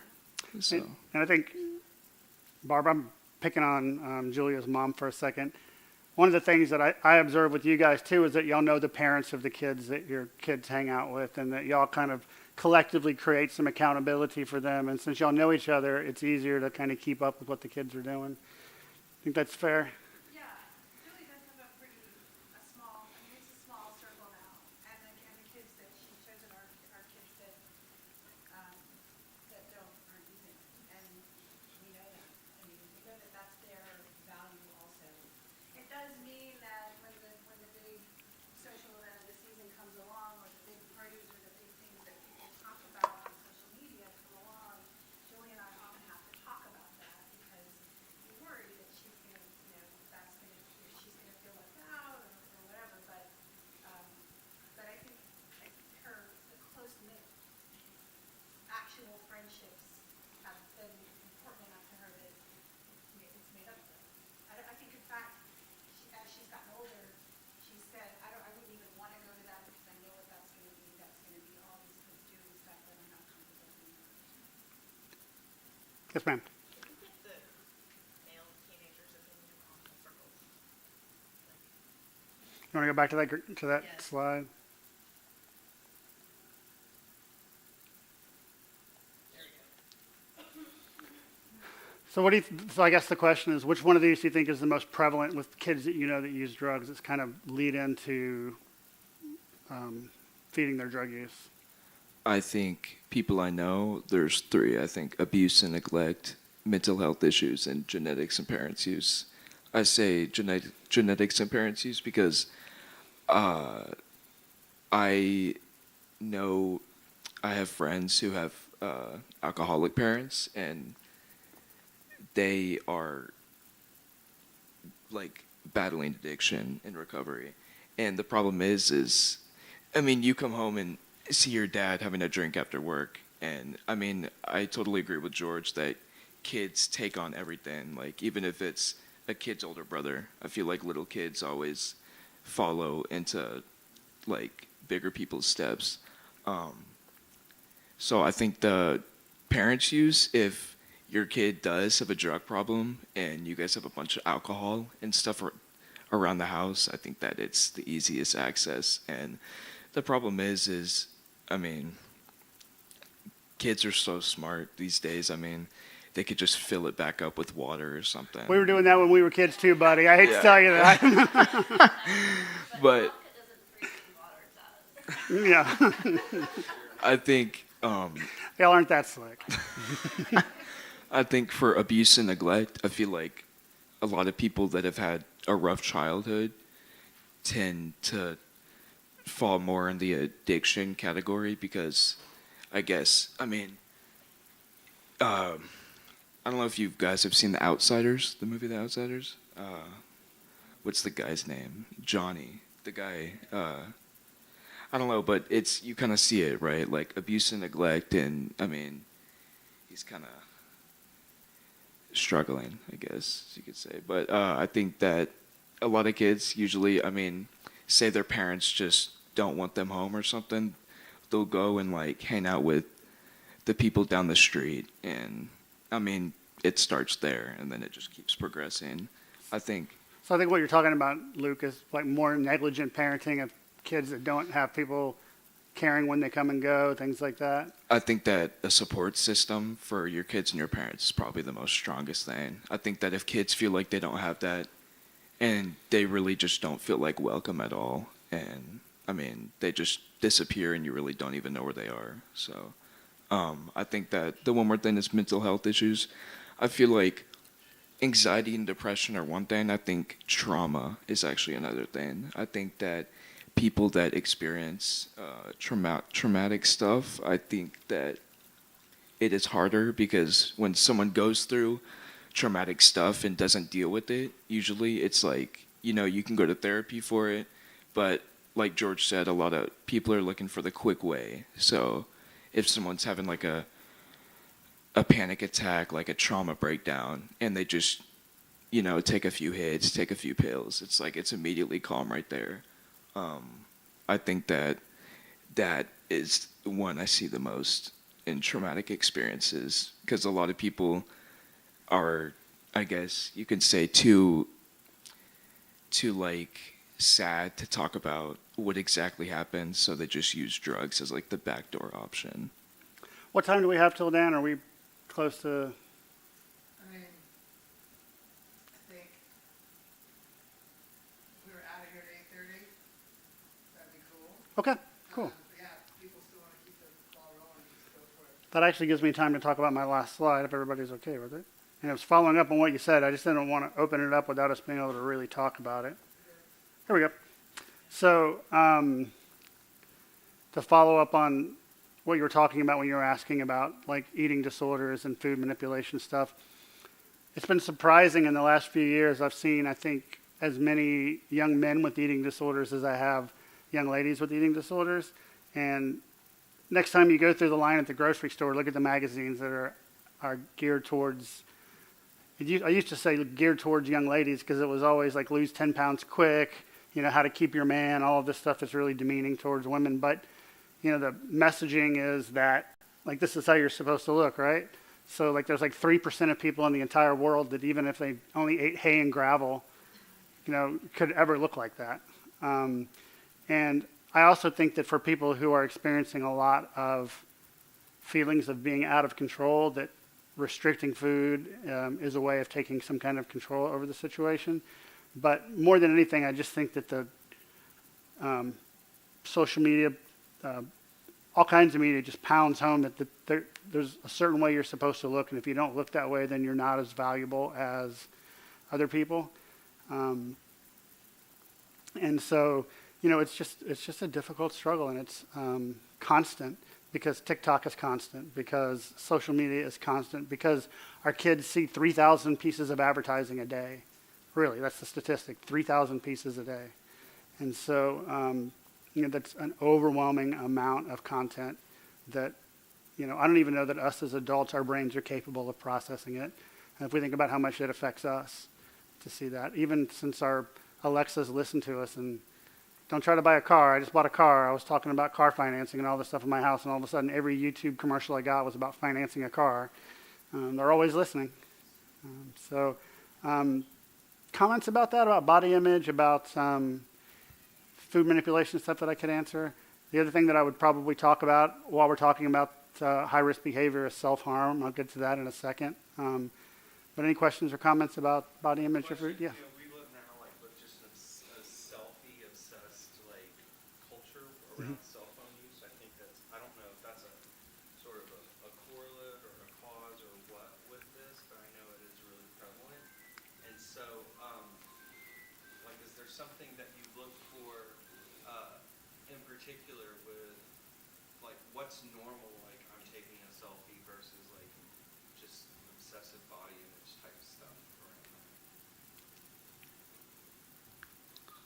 that. What do you guys think? I mean, I guess the question is, how many times do you how many times do you post stuff a day? Nothing. Nothing from you? Good for you, Luke. No, there's no right answer for Julia. Yeah, well, I don't post things that often. But what I will say is probably about a year or two ago, if I was on Snapchat and I was going to take a selfie and just send it to one person, sometimes I would take it and retake it and retake it and retake it over and over and over again. No matter if I was in the car, in the living room. And I went on my own journey in the last year for all kinds of things, but now it's if I'm answering a Snapchat, I don't care what angle it's at. I'll look down at my phone. I don't care if I have a double chin. I take the picture and I'll send it, and then I just continue to go about my day. I'm just not trying to get the perfect picture over and over and over again, because it's not going to be perfect. But, even as adults, I don't know if you guys have these friends, but I have friends that I go out to dinner that have to take a picture of the food and post it, and have to take a picture of everything and post it. I just don't even want to be with them. But I'm also on the other end of the scale, because when I go on vacation, I don't take any pictures. But, I do think that it's back to what I talked about, which is this idea that we're always on stage, this two-dimensional world. And part of the problem with that, too, is it also makes it look like everybody's always having fun. I feel sad, I feel anxious, but everybody in the world's having a party, and I'm just not feeling like that. Because people aren't posting about struggles that they're having in their life. They don't want it to seem like things aren't great. And so it creates this kind of fictitious world that just doesn't seem real. Yes, ma'am. So for the teens, although we're not trying to be friends with our kids, right, but what would your reaction be if your parent was like, I'm sorry, you can't have a phone? I guess because they don't want you to have social media. I guess you would just probably go out and buy your own phone. For me, if my mom told me that she was like, I need you to give me your phone. You can't have a phone. Out first, naturally, I'd be defiant or frustrated. But what would help me is if I asked why, and it's not because I'm worried or because I said so. My mom and I are able to sit down and have long, in-depth conversations, and trying to understand it from her point of view really helps me. So just an explanation, giving me the reasons, not a lecture, but a conversation. We do not fight like that almost ever, because we've started having those conversations.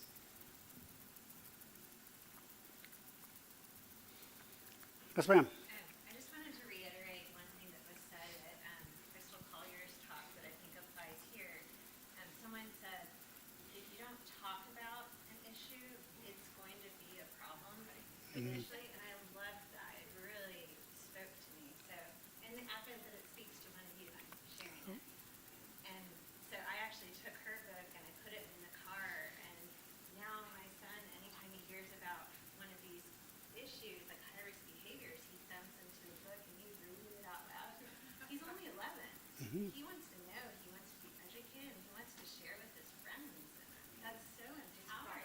Brought up pornography to my 11-year-old yesterday. She was very shocked. It's phenomenal. If you see something that's bad, just move along.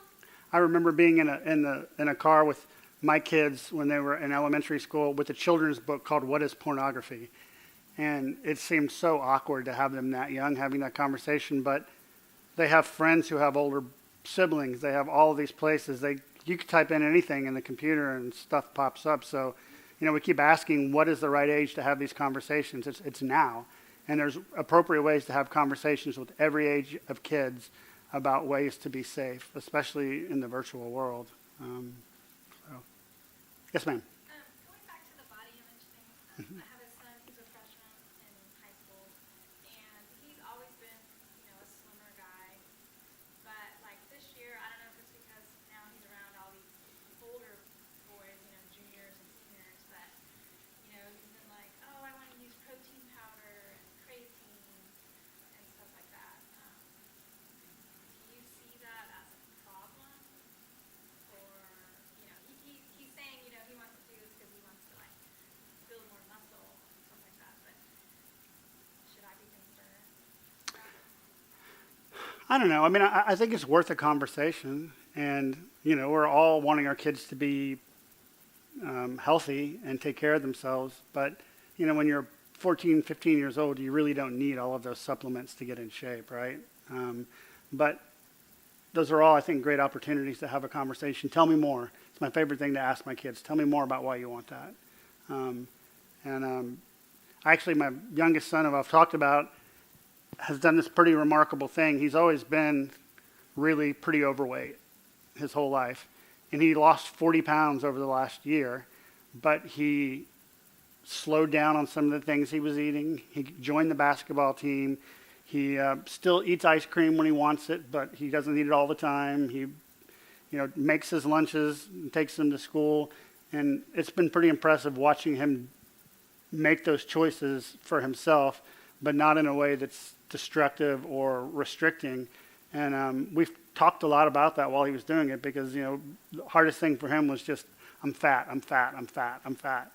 And so, of course, it would be great for him at his age to want to just do the quickest thing so he doesn't feel so bad about himself.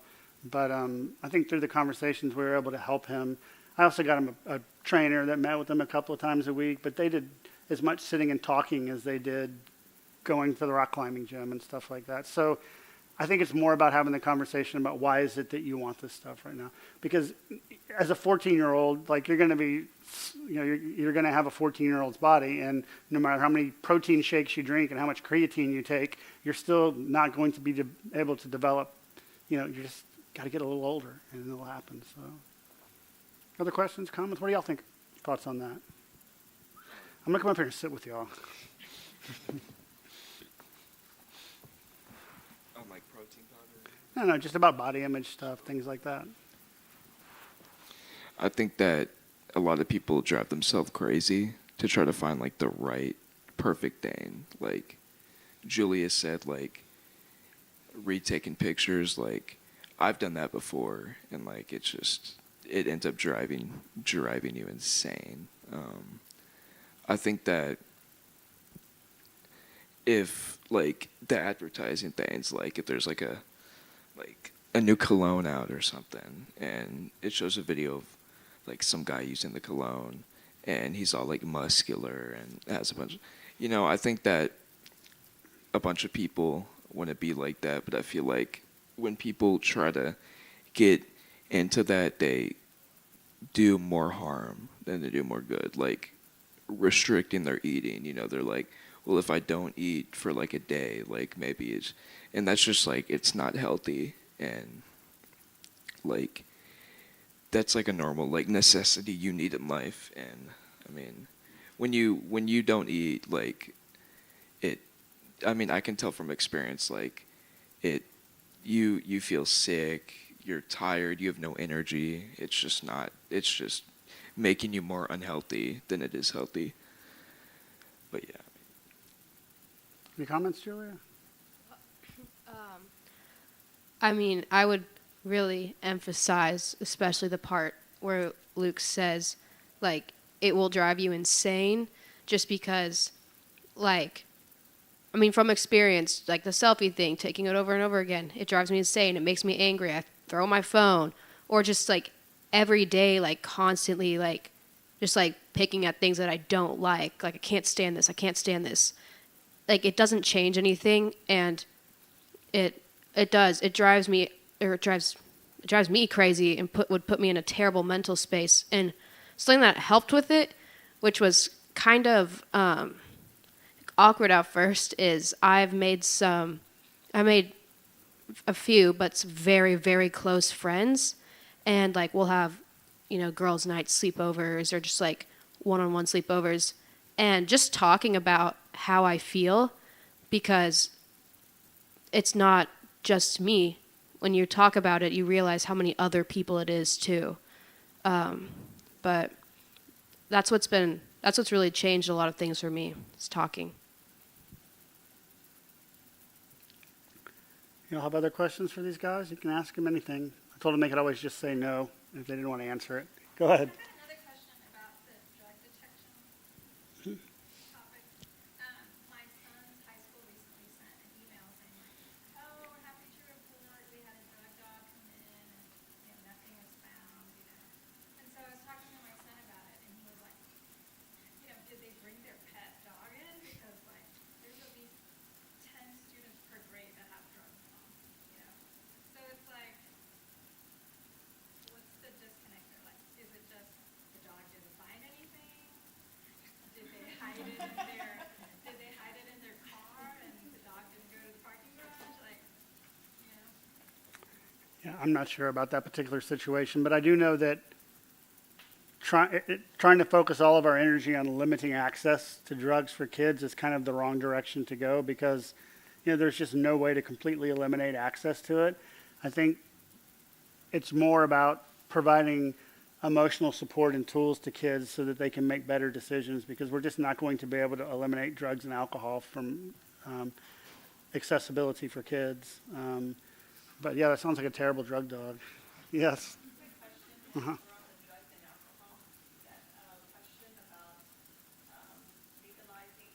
Mm-hmm. Marijuana. When y'all as teenagers, you're teenagers, right? Yes. What's your opinion? Would you say yay or nay? As a teenager, not as. Personally, I don't have a very strong opinion. I think if, I was more into the party scene and that was more my thing, I would probably definitely say yay. But it doesn't really affect me. I don't have any personal opinions. I would say no, because I feel like if that happens, it would just change the world. Like, I mean, it's already legal, and I would say pretty much it is legal here, because I mean, you can get it anywhere here in Tech. I would say honestly, drugs are legal everywhere because you can get your hand on them so easily.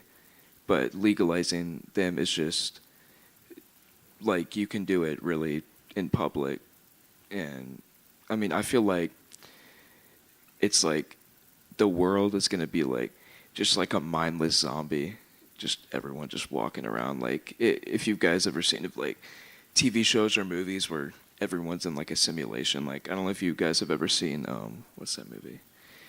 It's with Jim Carrey, The Truman Show. The Truman Show. It's like, how everyone just kind of walks, like something like that. And like, I don't think anyone wants that. I think people want to be like social and just like talk to their friends. But I feel like if that happens, you're just gonna go outside and just smell it 24/7. I honestly think that's just kind of depressing. I mean, I think that a lot of people are just gonna want to move like wherever it isn't.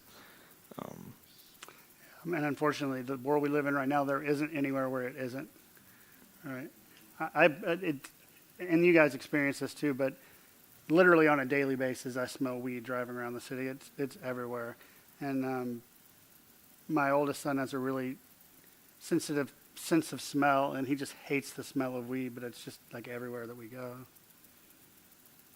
Yes, ma'am. I just want to thank these guys. Yeah, they're awesome. Sharing with us and being so open and answering our questions. Yes, ma'am. How would you describe the smell to a little one? Would they never smell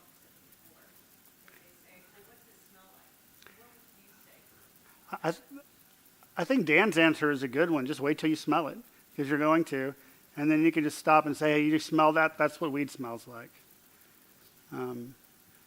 Because it's hard to describe the smell for one thing, but it's so prevalent anyway that you're going to come across it.